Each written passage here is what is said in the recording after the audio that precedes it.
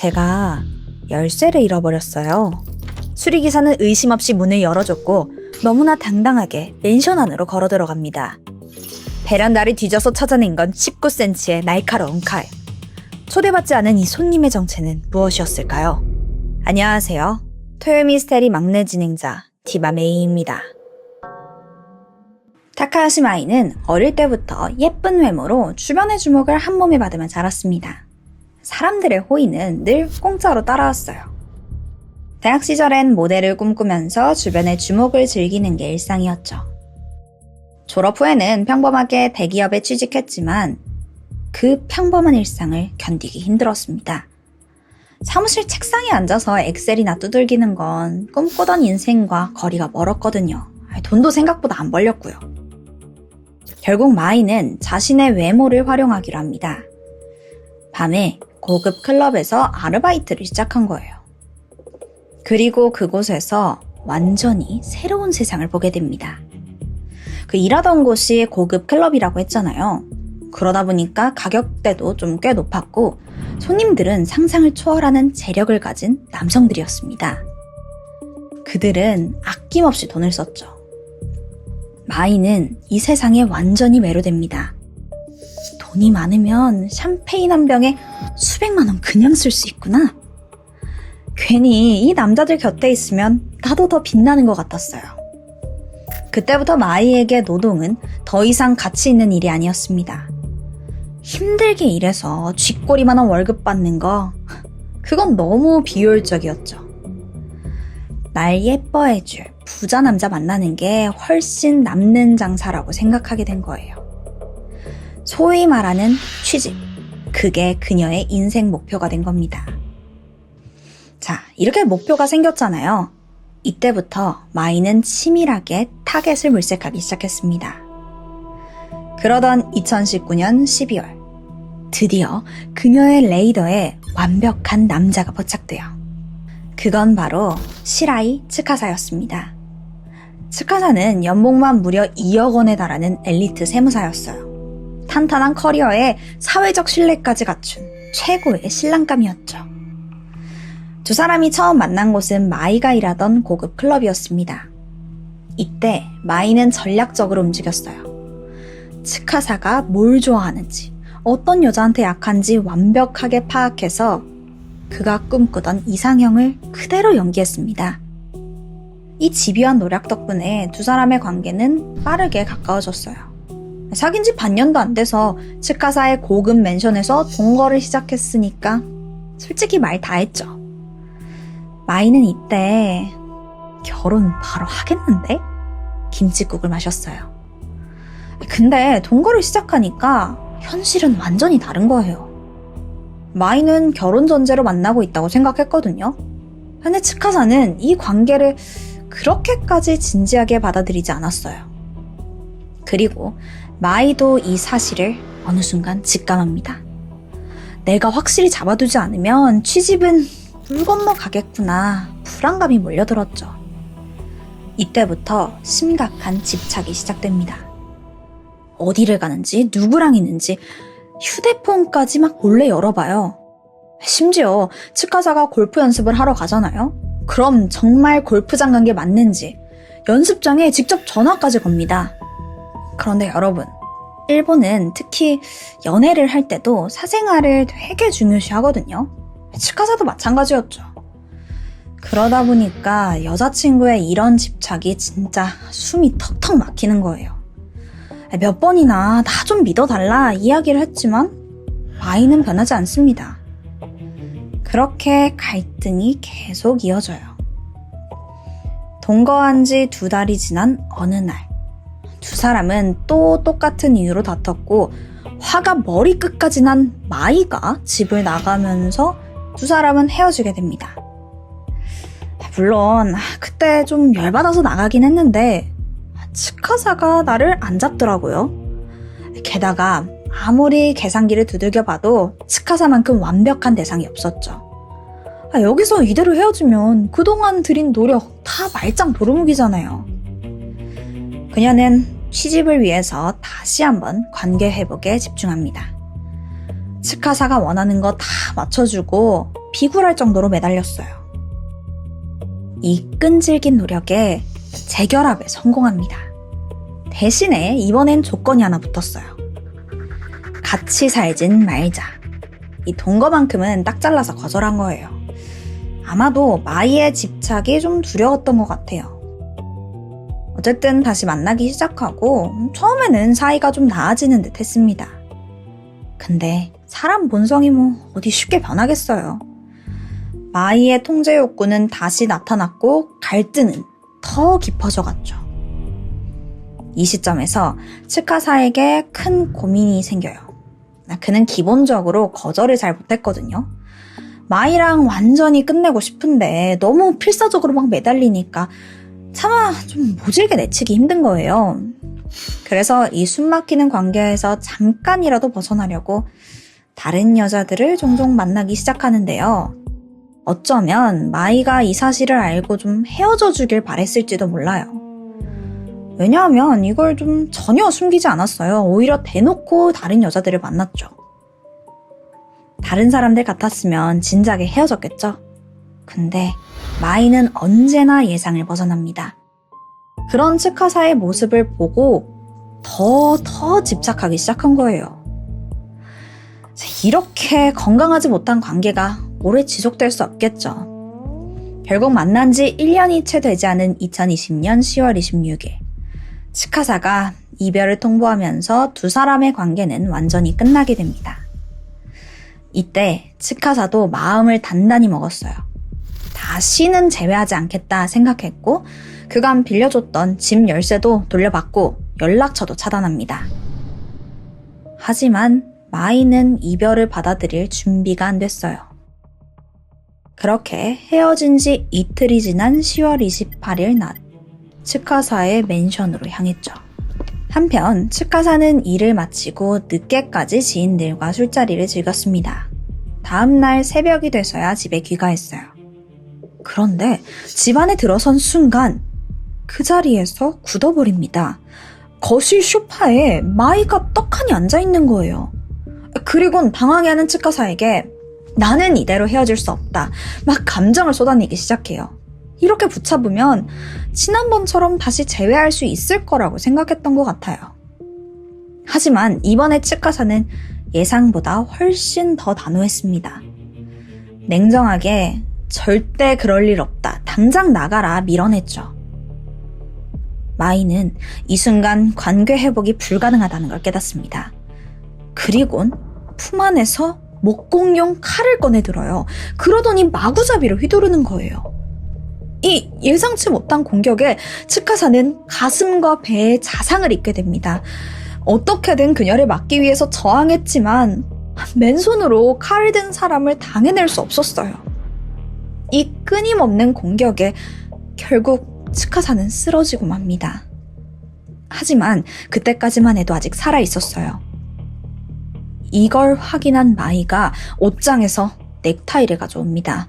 그러더니 그의 목을 힘껏 조르기 시작해요. 얼마나 시간이 흘렀을까요? 츠카사의 몸은 축 늘어져서 더 이상 움직이지 않았습니다. 마이는 멍하니 그 자리에 앉아 있었어요. 그러더니 무언가를 결심한 듯 어디론가 전화를 걸었죠. 그건 바로 자신의 어머니였습니다. 츠카사랑 싸우다가 죽여버렸어요. 그래서 저도 죽으려고요. 이 전화를 받고 놀란 어머니가 곧바로 경찰에 신고했고 즉시 현장에 출동하게 됩니다. 집안은 너무나 참혹했어요. 이미 쓰러진 츠카사와 피투성이가 된 마이까지. 마이도 손가락에 부상과 목에 약간의 자해 흔적이 있었어요. 그래서 우선은 병원으로 이송됐습니다. 치료가 어느 정도 마무리되고 다음 날인 10월 30일 주거침입 및 살인 혐의로 체포됐죠. 동시에 츠카사의 부검이 진행됩니다. 그 결과 그에게는 칼 공격을 막으려고 한 다수의 방어 흔들이 발견돼요. 그런데요, 이 목이 졸릴 당시에는 저항하는 적이 거의 없더라고요. 그땐 이미 반항할 힘조차 남아있지 않았던 것으로 보입니다. 츠카사의 사인은 경부 압박 질식사로 밝혀져요. 한 여자의 집착으로 너무나 허망하게 목숨을 잃게 된 겁니다. 한편 조사실에 앉은 마이의 태도는 정말 뻔뻔했습니다. 계속해서 말을 바꿔요. 자기 가족한테는 츠카사가 먼저 죽자고 했다라면서 동반 자살을 시도한 것처럼 말하더니 구급대원한테는 츠카사가 나를 먼저 찌르려고 해서 어쩔 수 없이 방어했다 막 정당방위를 주장해요. 또 다른 조사에서는 남자친구가 죽으려고 해서 나도 같이 죽으려고 했다 진술을 또 바꿔요. 하지만 이 모든 말들은 전부 앞뒤가 맞지 않는 거짓말이었습니다. 상황에 따라서, 듣는 사람에 따라서 동기가 다 바뀌잖아요. 그냥 벌 안 받으려고 오히려 이 죽음을 츠카사가 원인이었다 몰아세우는 거죠. 경찰은 이 모든 진실이 명백히 책임을 피해자에게 돌리려고 하는 거짓말이라고 판단했습니다. 마이는 자신이 벌인 이 끔찍한 범행을 마주할 용기조차 없던 거예요. 결국 경찰의 집요한 압박 끝에 그녀가 숨기려고 했던 그날 밤의 진실이 낱낱이 드러나게 됩니다. 마이는 그냥 우발적으로 그 집을 찾아간 게 아니었어요. 츠카사의 연락이 끊긴 그 순간 마이는 분노를 넘어서서 살의를 느낍니다. 내가 얼마나 노력했는데 내가 못 가주면 아무도 못 가줘. 끔찍한 결론에 도달했죠. 그리고는 곧장 행동으로 나섰습니다. 그런데 여기서 의문이 생기죠. 분명 츠카사는 마이한테서 집 열쇠도 뺐고 연락까지 차단했잖아요. 근데 그 맨션 안에 어떻게 들어갔던 걸까요? 이게 진짜 소름 돋는데요. 마이는 아주 태연하게 열쇠 수리공을 불렀습니다. 마치 자기 집인 것처럼 행세하면서 수리공에게 문을 열어달라고 그렇게 요구를 한 거예요. 이웃들도 그 마이랑 츠카사가 동거했다는 사실을 알고 있었거든요. 그래서 싸우고 화해하러 왔나 보다 그 장면을 대수롭지 않게 넘겼습니다. 그렇게 문은 너무나 쉽게 열렸던 거예요. 집 안으로 들어온 마이는 익숙한 듯 내부를 싹 뒤져서 19cm 길이의 목공용 칼을 찾아냅니다. 칼을 품에 숨긴 마이는 츠카사가 들어올 때까지 소파에 앉아서 그를 기다렸던 겁니다. 경찰은 치밀하게 열쇠 수리공을 이용해서 침입한 점, 흉기까지 미리 찾아내서 범행을 준비했다는 점에서 마이의 범죄는 우발적인 게 아니라 이별 통보에 대한 계획적인 보복살인으로 규정했어요. 그렇게 2022년 7월 25일 법정에선 마이는 끝까지 비겁했습니다. 우발적인 정당방위를 계속해서 주장하는 거예요. 책임을 피해자에게 돌리면서 변명만 계속 늘어났죠. 하지만 재판부는 더 이상 그녀의 거짓말에 흔들리지 않았습니다. 2022년 9월 5일 법원은 마이에게 징역 15년을 선고했습니다. 이후에 항소를 제기했다는 정보는 확인되지 않은 것으로 봐서 판결을 받아들이고 현재 복역 중인 것으로 알려져 있죠. 자신의 이기적인 집착을 사랑이라 포장했던 여자의 비극은 그렇게 법의 심판 아래서 막을 내렸습니다. 여러분은 이 사건 어떻게 생각하시나요? 지금까지 토요미스테리 디바메이였습니다. 2018년 3월 8일 낮 12시 뉴욕에 사는 대학생 룸메이트 조시와 미셸라는 느지막이 눈을 뜨게 됩니다. 어제 새벽까지 또 다른 룸메 헤일리 앤더슨이랑 이렇게 셋이서 완전 술 마시고 달렸었거든요. 우선 비몽사몽한 좀 상태로 물 좀 마시고 잠 깨면서 집안을 둘러보는데 헤일리가 보이질 않아요. 근데 생각해보니까 두 사람이 새벽 4시쯤 자러 간다고 할 때 헤일리가 자기는 잠깐 나갔다 오겠다고 얘기했던 게 기억이 납니다. 조씨랑 미셀라는 그냥 남자친구 만나러 갔나 보다 싶어서 따로 전화하거나 그러진 않고 그냥 이따 우리 저녁 약속 잊지 마? 문자 정도 남겨둬요. 그 후 어제 놀고 난 보드게임, 술병 이런 거 싹 치우고 평소와 같은 하루를 보냅니다. 처음엔 집에서 헤일리를 기다리다가 함께 나가기로 했는데 이게 나갈 시간이 돼도 집에 돌아오질 않더라고요. 결국 조씨랑 미셸라는 약속 장소에 미리 가 있기로 합니다. 그렇게 식당에 도착을 했고 자리를 잡고 앉아서 한참을 기다리는데 헤일리가 나타나지를 않아요. 결국에는 둘이서만 식사를 하고 집으로 돌아가게 됩니다. 어제 밤새 달리기도 했었고 사실 연락도 없이 그냥 바람 맞힌 헤일리한테 화도 나서 그냥 집으로 돌아가 버린 거죠. 다음 날인 3월 9일 아침, 두 친구는 헤일리가 오면 어제 왜 안 왔냐, 왜 잠수 탔냐 뭐라고 따지려고 했어요. 그런데 오늘도 헤일리는 돌아오지 않습니다. 문득 생각해보니까 어제 문자에 답장도 하지 않았더라고요.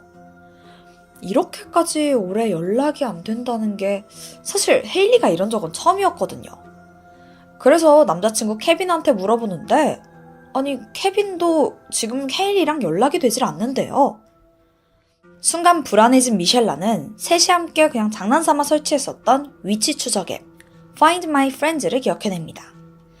이게 사실 아이폰의 기본 어플인데 한국에서는 법률상의 문제로 이용할 수가 없어요. 그래서 우리에게는 좀 생소한 어플이죠. 어쨌든 간에 앱을 통해서 위치 정보를 얻었고 미셸라와 조씨는 그곳으로 향합니다. 그들이 도착한 곳은 빙햄턴 서부 오크가에 위치한 한 아파트였습니다. 사실 이곳은 좀 익숙한 장소였어요. 헤일리와 같은 학교를 다니던 올랜도 테르세로가 살던 곳이었거든요. 헤일리랑 좀 꽤 친하기도 하고 잠깐 사귄 적도 있어서 친구들도 이 아파트를 알고 있었죠. 두 친구는 곧장 올랜도의 집 문을 두드리는데 아무도 나오질 않아요. 아니 인기척도 들리질 않고요. 결국 둘은 창문을 통해서 집 안으로 들어가기로 합니다. 우선 헤일리의 휴대전화가 여기에 있는 건 확실하니까 안전을 확인하려고 한 거예요. 조씨가 먼저 아래에서 미셸라를 창문으로 밀어서 올려주게 돼요. 미셸라는 먼저 집안을 둘러봤고요. 그리고 그 순간 그녀가 비명을 지르면서 얼른 구급차를 부르라고 소리치는 거예요. 조씨는 우선 상황을 살피기 위해서 빠르게 집 안으로 들어갑니다. 그리고 올랜도의 방 침대 위에 창백하게 누워있는 헤일리를 발견했고 곧장 911에 신고했죠. 조씨와 미셸라는 처음에 그녀가 그냥 정신을 잃은 정도라고 생각했어요. 하지만 구급대원이 도착하고 그녀의 상태를 확인해보는데 헤일리는 이미 사망한 상태였습니다. 심지어 며칠 지난 걸로 판단돼요. 부검 결과 사인은 목졸림에 의한 질식사. 그 외에 외상은 발견되지 않았습니다. 경찰은 우선 이 아파트 근처를 조사해보기로 했고 CCTV 확인 결과 3월 8일 새벽 4시 헤일리가 올랜도와 함께 그의 집으로 들어간 모습이 확인이 됩니다. 그로부터 한 6시간 동안 둘 중 누구도 집 밖으로 나오지 않았어요. 그러다가 아침 10시쯤 올랜도 홀로 집 밖으로 나오는 모습이 포착되는데 약국에서 수면제를 사서 그냥 들어가더라고요. 그리고 다시 오후에 집 밖으로 나올 때는 머리가 다쳤는지 붕대로 칭칭 감고 캐리어에 막 짐을 바리바리 싸서 나오더라고요. 당연히 유력한 용의자는 집주인인 올랜도 테르세로죠. 하지만 그는 이미 미국을 떠난 상태예요. 알고 보니까 미국과 니카라과의 이중 국적자였고 헤일리의 시신이 친구들에 의해 발견되기 약 하루 전 니카라과로 간 게 확인이 돼요. 아예 해외로 나갔다 보니까 이제 추적이 좀 어렵잖아요. 경찰은 그를 공개 수배하기 시작합니다. 사망할 당시 헤일리는 졸업을 겨우 2달 남겨둔 상황이었어요. 간호학과에 재학하고 있었기 때문에 졸업을 하면 어머니가 있는 롱아일랜드로 돌아가서 응급실에서 근무할 예정이었죠. 헤일리의 사망 이후 빙햄턴 대학교의 간호과 수업은 모두 취소가 됐고 학생들은 그녀를 추모했습니다. 헤일리는 교내에서 꽤 유명한 학생이었어요. 파티가 열리면 전부 참석할 정도로 노는 것도 좋아하고 또 친구들과 잘 어울리는 밝은 성격이었죠. 사람들을 워낙 좋아했기 때문에 누구를 싫어한다거나 차별한다거나 그러지 않는 정말 다정한 친구였습니다.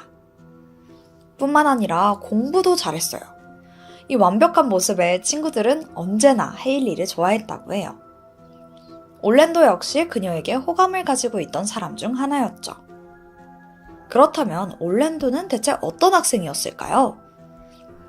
그는 미국에서 태어났지만 거의 반평생을 가족과 함께 중앙아메리카에 있는 니카라과에서 살았습니다. 그러던 중 의사이던 아버지를 따라 의료인을 꿈꾸기 시작했고, 그렇게 의학 교육이 잘 되어 있는 미국에서 공부를 하면서 빙햄턴 대학에 진학하게 된 거죠. 그렇게 홀로 미국에서 생활하는 중이었습니다. 주변 친구들 말에 따르면 그는 주변 사람들을 끌어당기는 묘한 카리스마가 있었다고 해요. 사교성도 좋고 밝은 성격에 언제나 주위에 사람들이 끊이질 않았죠. 그러던 어느 날 평소처럼 수업을 듣고 있었는데 같은 강의실에 앉아있던 헤일리가 그의 눈에 들어옵니다. 해맑고 예쁜 이 헤일리의 모습에 곧 사랑에 빠지고 말아요. 그러나 마음을 표현하기도 전에 헤일리는 같은 학교에 다니는 케빈과 사귀기 시작합니다. 그런데 케빈하고 헤일리 커플은 겉으로 보기엔 굉장히 잘 만나는 것처럼 보였어요. 하지만 사실 안정적인 연애를 하진 못했다고 합니다. 헤일리는 좀 자유로운 관계를 원했고 구속하고 속박하고 이런 걸 굉장히 싫어했다고 합니다. 반면 남자친구 케빈은 안정적인 관계를 원했고요. 헤일리는 뭐든 금방 질려했고 늘 자신의 일상에 뭔가 변화를 주고 싶다는 생각이 가득했습니다.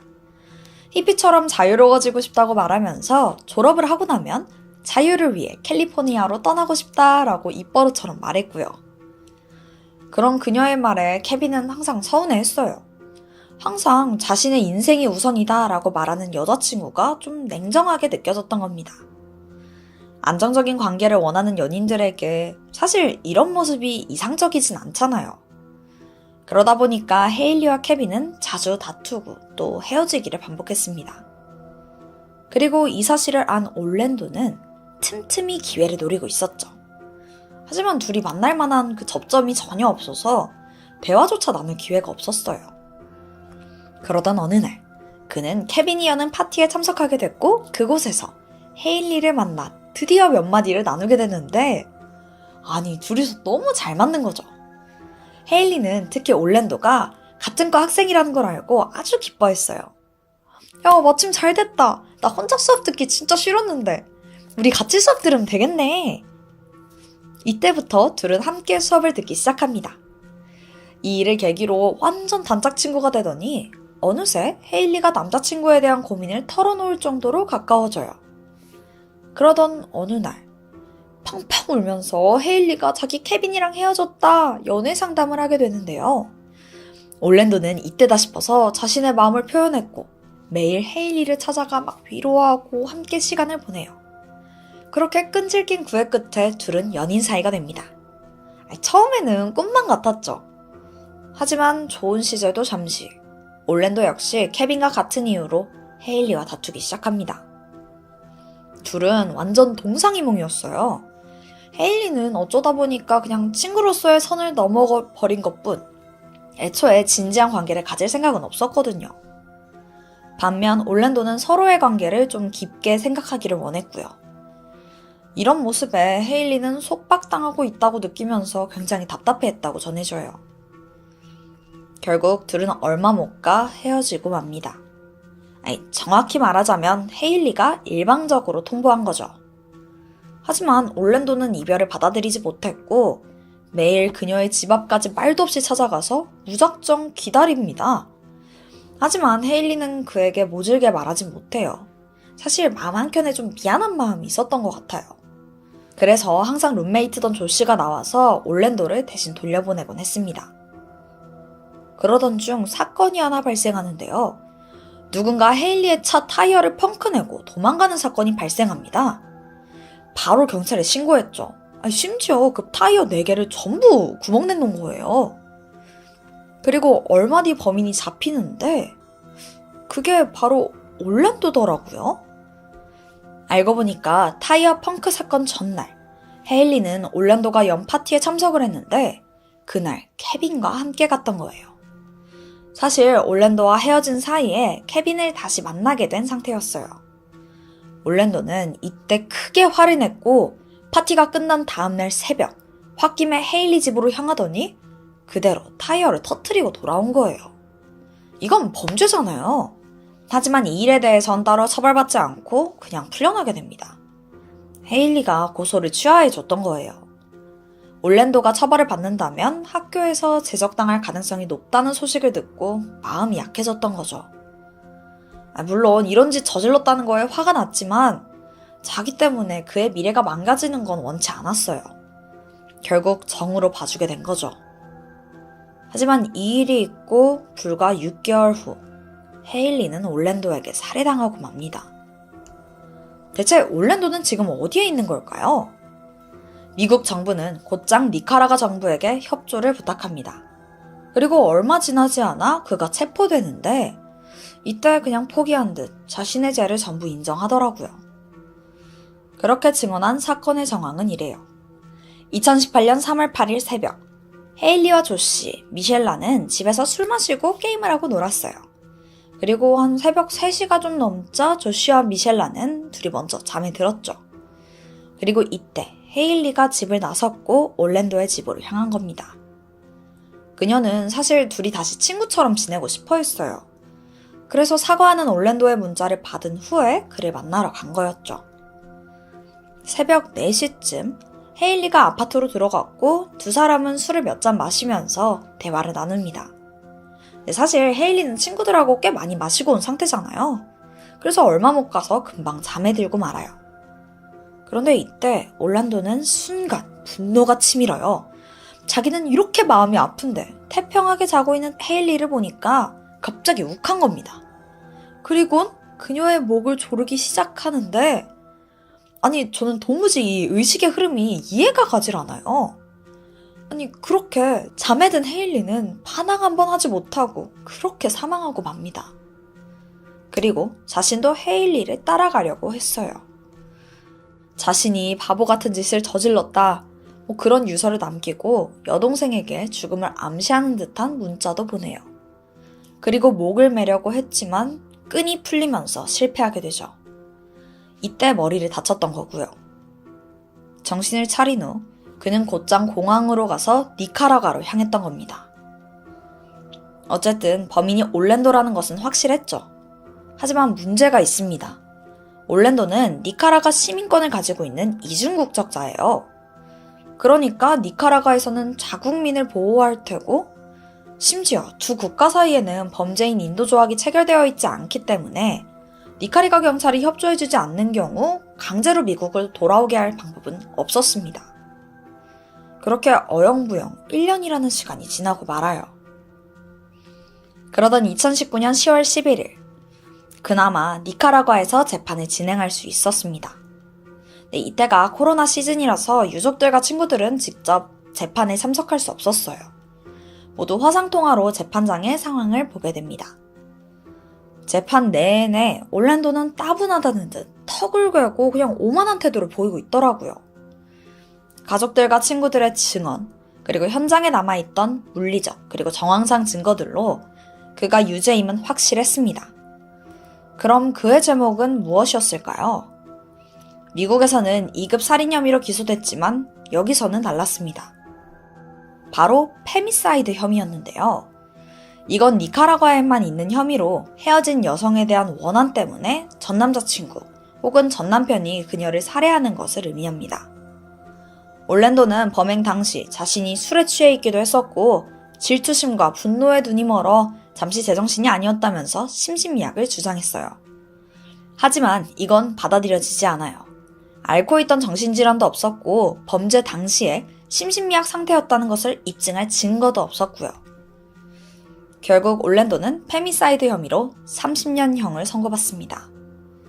가족들은 드디어 정의가 실현된 것 같다며 뜨거운 눈물을 흘렸죠. 헤일리의 가족들과 친구들은 그녀를 잊지 않기 위해 관련된 기억들을 모두 공유하고 있다고 합니다. 특히 어머니는 딸의 죽음이 조금이라도 의미가 있었으면 한다면서 페미사이드라는 범죄 형태가 미국에도 잘 알려지길 바란다는 뜻을 밝혔고요. 자유를 꿈꾸던 헤일리가 하늘에서 평안하길 바랍니다. 제가 준비한 스토리는 여기까지입니다. 그럼 저는 다음 영상으로 돌아올게요. 지금까지 토요 미스테리 디바메이였습니다.